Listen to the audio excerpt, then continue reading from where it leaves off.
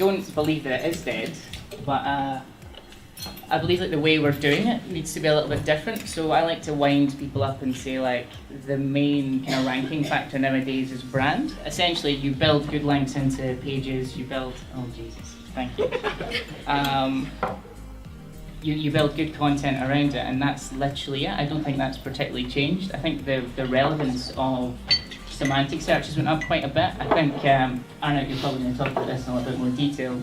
I think there's a dampening effect now with a lot of links where if the trust factor's in play, and I don't mean the kind of EAT stuff that's been kind of thrown about, but I don't think if the trust factors aren't in play, I think regardless of the type of links you're getting, whether it be from the Guardian or the Telegraph or the BBC, I think they're dampened, they're not actually passing full value until you hit like the main trust factors and Google knows who you are, what you sell, what kind of business you are. But I think speed and usability play a huge part in ranking. So what I've seen happening now is focusing more on keywords actually gets some of my clients to rank higher, which is to me a bit weird. But I think Google is trying to move away from links way more and looking to validate what they see on a page on different other platforms on the internet. May it be Wikipedia, may it be big newspapers, may it be... I still believe in links, and I still believe in buying links. Please, kids, just say no, because if you buy them and you don't know what you're doing, you will fuck your site up really badly. And please don't make me responsible for that. So links work, maybe, maybe not. I won't spoiler my talk, but I will say that I continue to buy links, but I buy them in a very specific way in that I expect them to send traffic. I expect them to send converting traffic. So when I brief in bloggers, and we were talking about this, I brief in bloggers to say that I expect the link to be clickable and desirably clickable, so I want them to write about the topic that I'm asking them to write about in a way that will make them want to click the link and find out more from the client. The client must buy into the idea that they have to do research. There has to be a reason. I cannot abide by clients who come to me and say, hey, we just want to buy links. Yeah, well, I just want to be a millionaire and live in the Bahamas sometimes and in somewhere else hot some other times. But you know what? We don't always get what we want. Part of it is Google is selling the search page to anybody it can. We've seen a 34% increase in things like PLAs and search presence in our ads. So we have less groundwork to work with than we have before. But going back to what you guys are saying about what's happening on the page and on page elements, I think Google's starting to pay much more attention. It's basically saying, okay, great, we won't look at what your links are about until we can see that your actual site is about that too, and then add that in. But Google's now honing in so strongly that they're struggling with massive scale sites. So that's one thing that we're seeing on the eBay side of things. Google can't really comprehend the immense nature of a site of that magnitude.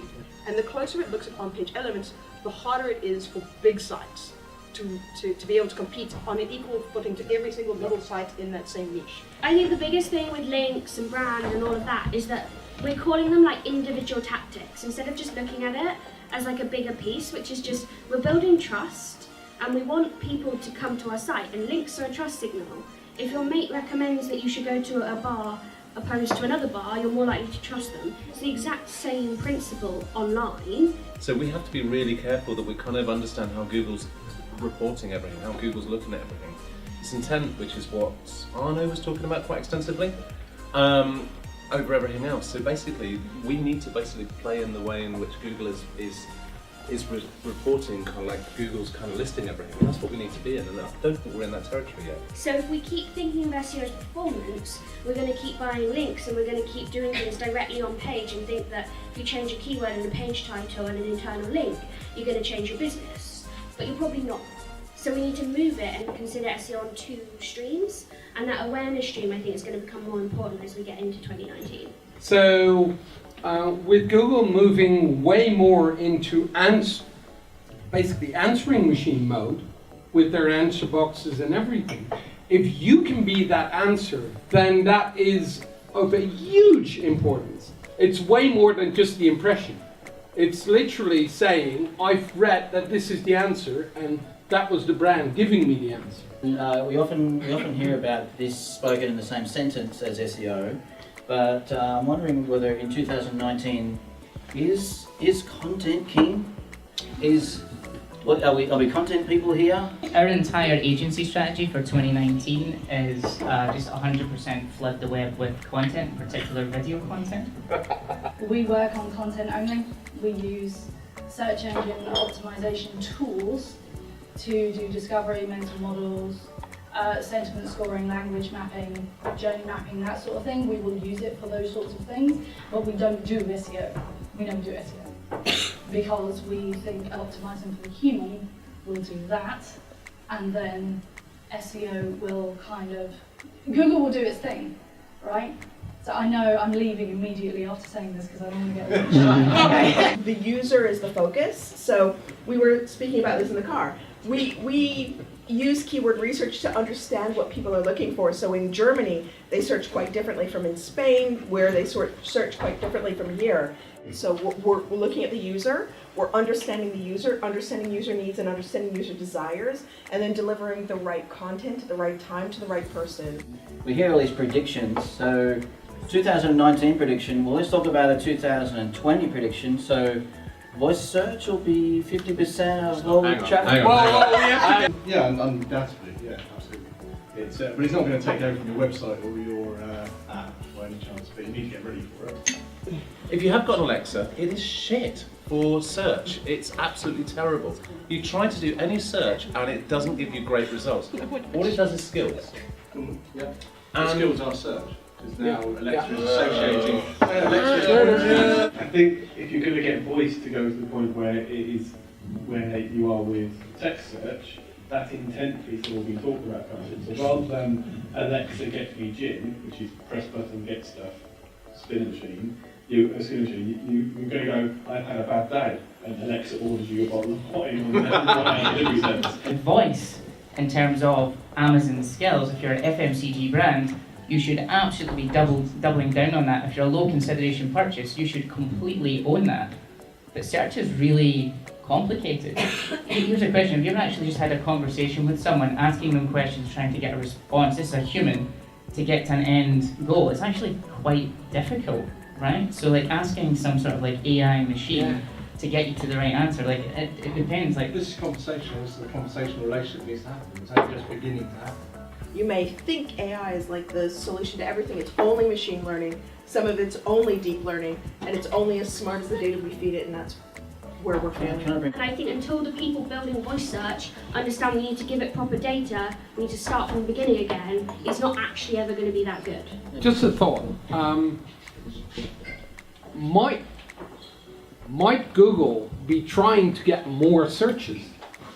So my answer definitively is like, oh yeah, like search volume, why not? Like more search volume is not a bad thing, less search volume is a bad thing. When you mentioned about the text search and the got the stuff, that's kind of where I think, or at least where in my head as a marketing kind of channel, Google Assistant works. Because I use that a heck of a lot. Like I text Google Assistant like it's a real person. I don't often, I've got a Google Home, but I don't necessarily talk to it, but I do speak to Google Home via text messages where I text her or him or it and say like what's in my diary, or you know what's the weather like or whatever, because I don't want to be like a weird guy on the train who's like shouting at his phone. But actually, you know what, I guess one thing I wanted to drop into this conversation right now, we've spoken about, in my opinion, right, and I'll be blunt about this, the same shit that I hear every single time, which is what we said, content links, all this kind of stuff. But no one has really spoken about external factors yet, right? 2019, think about it.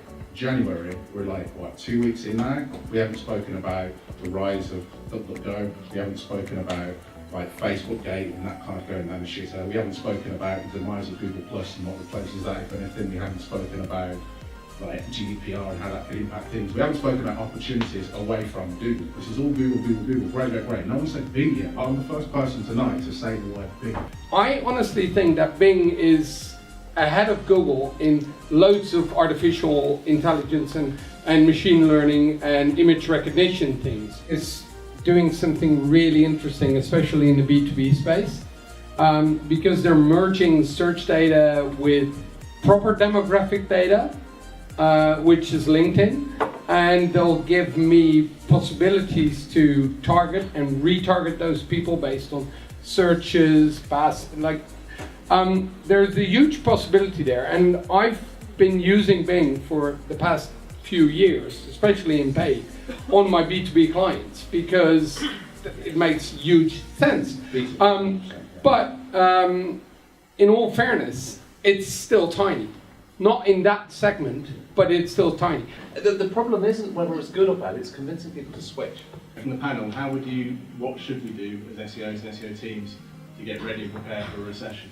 If you can absolutely define and measure, not just go, oh, SEO is great, SEO is good for us. If you can actually show your client, your company, everybody, that what it is you can define it and you can measure it and you can demonstrate it. That is the key problem that SEOs face for so long. Right now, you just need to do more of what's currently working for you. Don't look at the fancy stuff. Fix your fucking site.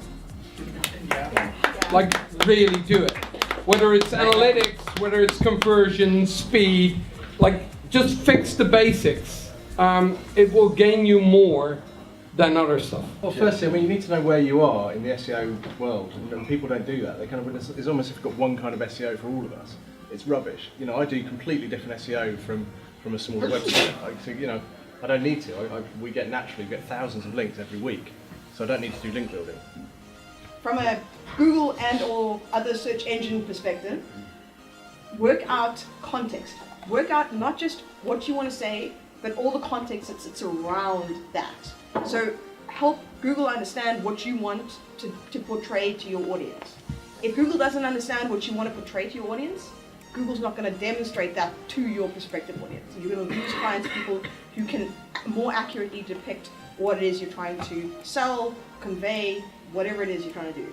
So at the end of the day, it used to be that you could get away with some really basic tactics and a lot of really fluffy reporting. Those days are far gone, and the recession's going to make that even harder. Be smart. The user is the most important person. Content is not king. The person who is paying your fucking salary, which is the person who's buying shit off your website, is king. So if you're not keeping the user as the focus of your work, then you're ruining your own site. If you have to close out,